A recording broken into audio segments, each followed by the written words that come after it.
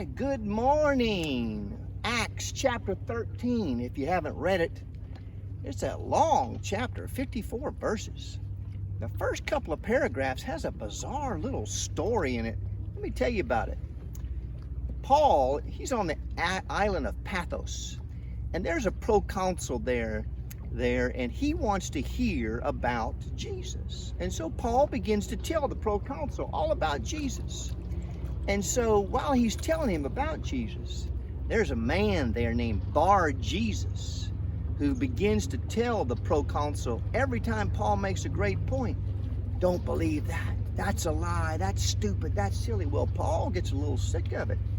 And Paul makes this proclamation to Bar-Jesus, and he says, you are a son of the devil. You're full of all kind of deceit and trickery. You will not be able to see the sun for a time. And sure enough, instantly, the man goes blind. Well, you know what happens to the proconsul, don't you? It says he believes. I'm telling you what, if someone went blind when I was standing there, buddy, I'd believe too, let me tell you.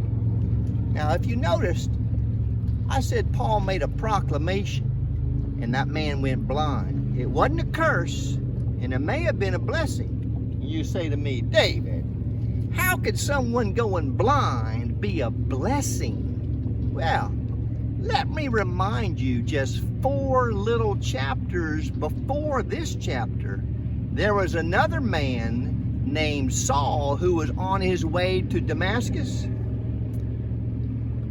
and the sun appeared, and he went blind and had to be led away by hand. Remember who that was?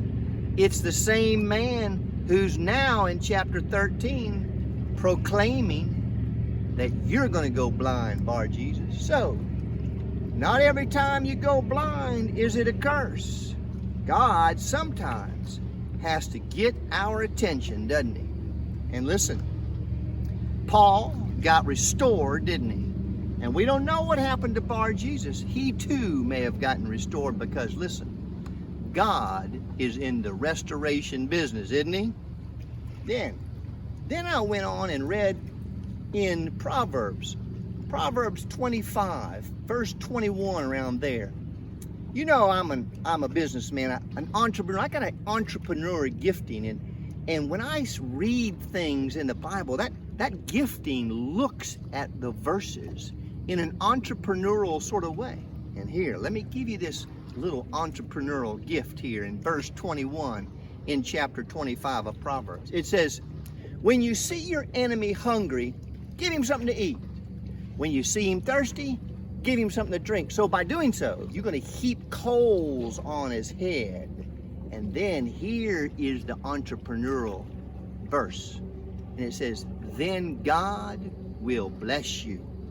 Woo, I thought, yeah, baby, that's what I'm talking about.